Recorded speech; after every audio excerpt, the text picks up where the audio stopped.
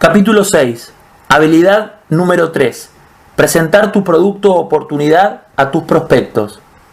Hemos hablado sobre las primeras dos habilidades para poder identificar prospectos e invitarlos a conocer sobre tu producto u oportunidad. Como ya aprendiste, estarás invitándolos a revisar una herramienta o a asistir a algún tipo de evento. Si van a revisar una herramienta por ellos mismos y no estarás ahí, no hay nada que puedas hacer. Solamente realiza un seguimiento cuando dijiste que lo harías. Si estás personalmente ahí, hay algunas cosas que necesitas entender y una de las más grandes es que tú no eres el problema. Esto me fue difícil de aceptar. Cuando comencé, yo leía todo lo que podía, escuchaba todo lo que podía y asistía a todas las sesiones de capacitación que podía. Pensé que la cosa más importante que podía hacer era convertirme en un experto sobre todos los datos asociados con mi compañía, pues si alguien me hacía alguna pregunta, yo tendría todas las respuestas. Suena lógico, ¿cierto? Yo me sentaba con alguien y le decía: deja que yo te cuente todo sobre nuestros productos. Deja que yo te cuente sobre nuestra compañía. Deja que yo te cuente todo sobre nuestro plan de compensación. Deja que yo te cuente todo sobre nuestro increíble sistema de soporte. Hay grandes problemas con esa estrategia si es que buscas construir una organización grande y exitosa. Para mí, el primer problema era que, sin importar cuánto aprendía, siempre había preguntas que me dejaban perplejo. Y como yo me presentaba como un experto, si no tenía la respuesta, hacía que el prospecto cuestionase toda la oportunidad. El segundo problema era que la mayoría de mis prospectos sabían que yo no era un experto. Así que cuando iba con ellos y me presentaba como una autoridad en el tema, ellos sabían que no era verdad. Hacía que fueran escépticos. El tercer problema era que, aun si en verdad pudiera convertirme en un experto, los otros distribuidores en mi organización no tenían el mismo deseo o la disposición de aprender. Como resultado, yo era la persona que daba cada presentación. No es posible crear una organización que pueda duplicarse si usas esta estrategia, y sin duplicación, el mercadeo en red es solamente un trabajo. En los primeros días, eso era lo que el mercadeo en red representaba para mí. Era un trabajo. Mi organización no crecía, pues me había convertido en un problema. Pero estaba determinado a cambiar y comencé a observar y tomar nota de cómo llevaban a cabo sus presentaciones los distribuidores más exitosos. Los profesionales nunca hacían que ellos fueran el problema. Más que eso, ellos nunca se presentaban como un experto. Ellos actuaban como un consultor que conectaba al prospecto con las herramientas, con los eventos o con otros distribuidores, para ayudarlos a educarse. Si el prospecto hacía una pregunta que ellos le guiaban a la respuesta, pero no le daban directamente la respuesta, esto me desconcertó hasta que comencé a entender la duplicación. Los profesionales sabían que podían firmar a la persona si la asombraban con su conocimiento y experiencia, pero también sabían que tomaría mucho tiempo para que su nuevo distribuidor pudiera hacer lo mismo. Así que encontraron una estrategia más sencilla. Fue alrededor de este tiempo que escuché un concepto que se ha quedado conmigo desde entonces. En el mercadeo en red no importa lo que funciona, solamente importa lo que se duplica. Este debe ser un principio que guíe a cada profesional del mercadeo en red. Los profesionales usan herramientas en lugar de su propia sabiduría. Los profesionales usan los eventos en vivo en lugar de sus propias presentaciones. Los profesionales usan a otros distribuidores para proporcionar los datos en lugar de proporcionarlos ellos mismos.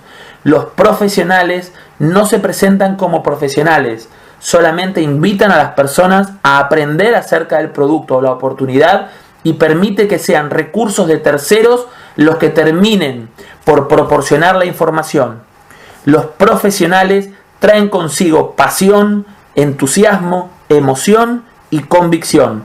Si alguna vez observas a un profesional trabajando, apreciarás un fuego en ellos que es contagioso. Asegúrate de que esa pasión, entusiasmo, emoción y convicción sean tu prioridad.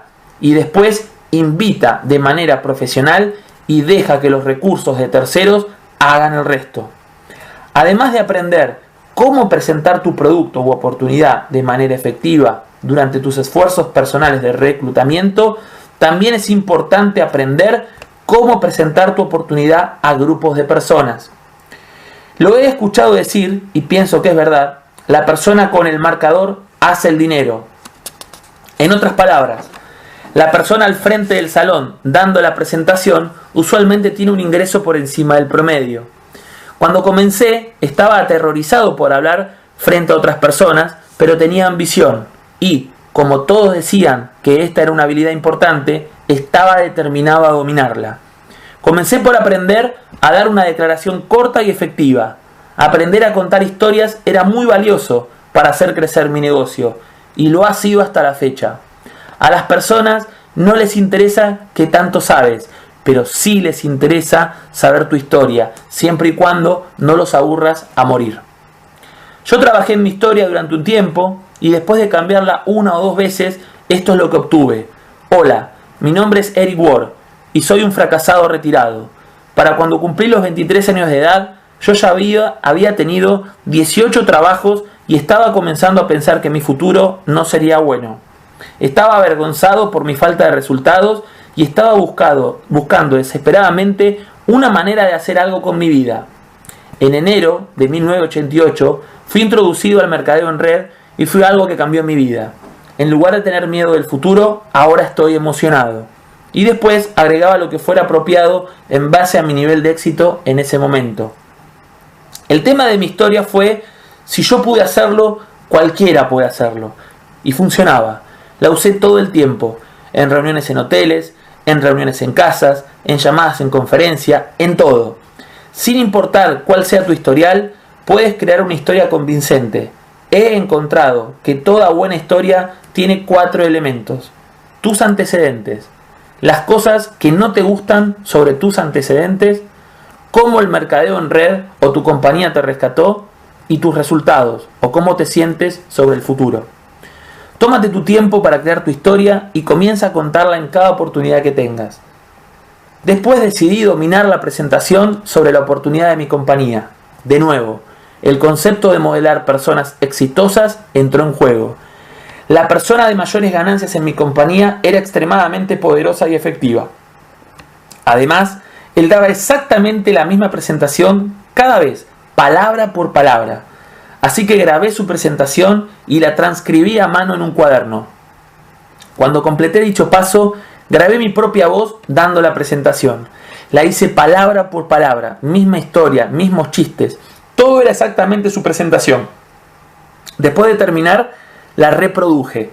Y era terrible. Mi voz no tenía energía. Era aburrido. La odié. Así que grabé una y otra vez hasta que fuera aceptable. Al final, tenía mi presentación en una cinta de audio y la escuchaba una y otra vez en mi auto. Apostaría que debo haberla escuchado esa presentación unas 500 veces, y para ese entonces ya la había memorizado. La conocía al derecho y al revés. Podía comenzar desde cualquier parte de la presentación y continuar desde ahí. No vas a creer la confianza que esto me dio. Pasé de tener miedo a dar una presentación, a constantemente buscar la oportunidad de hacerlo.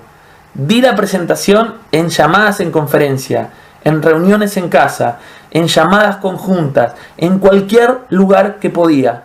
Me convertí en un presentador constante en nuestras reuniones locales y continué pasando a lugares mejores y más grandes. E inclusive me pedían que hablara en las convenciones de la compañía. Para mí, la evolución para convertirme en presentador pasó por varias etapas. Primero, aprender mi historia. Segundo, aprender la presentación estándar sobre la oportunidad. 3. Aprender diferentes presentaciones sobre entrenamiento. Un gran momento decisivo como presentador llegó en 1993. Yo tenía 29 años de edad y comenzaba a ser alguien en el mercadeo en red. Estaba teniendo una conversación con el CEO de la compañía y con quien en ese momento era el distribuidor número 1 de la compañía. No puedo recordar exactamente cómo tomamos ese tema, pero recuerdo haberle dicho al CEO algo así: bueno, Él, el distribuidor número 1, puede ser mejor que yo en el mercadeo en red, pero yo soy mejor que él al hablar. Lo había dicho como un chiste, pero el CEO alzó sus cejas y dijo: muy bien, te diré qué haremos. Tenemos nuestra próxima convención muy pronto. Más de 14.000 personas van a asistir. Le daré a ambos la misma cantidad de tiempo y tendremos un concurso privado. Escogeré unos cuantos jueces y después votaremos para ver quién lo hizo mejor. Vaya, ahora sí que estaba en un aprieto. Yo no era un gran líder, no tenía una organización o una reputación tan grande en ese entonces como ese distribuidor. Así que hice lo único que tenía bajo control. Comencé a prepararme como si mi vida dependiera de mi presentación. Escogí un tema, escribí mi plática y la reescribí una y otra vez. Investigué, practiqué, me grabé a mí mismo dando el discurso, hice todo lo que podía hacer. Cuando llegó el día, jamás me había sentido tan nervioso en mi vida. Hablar frente a 14.000 personas era como hablarle a un océano, pero mi preparación me sirvió. Me calmé, acabé con mi inseguridad y presenté mi charla. La respuesta fue apabullante. El público enloqueció, literalmente. Me sentí un poco abrumado cuando salí del escenario mientras seguían aplaudiéndome y me senté a escuchar el discurso del distribuidor número 1.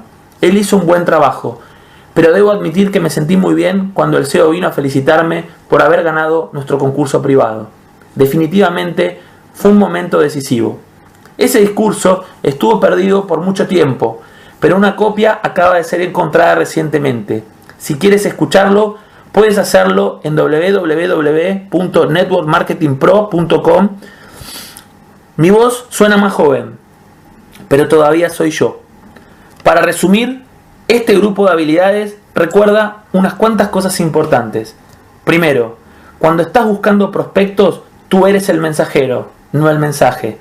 Quítate del camino y usa una herramienta de un tercero.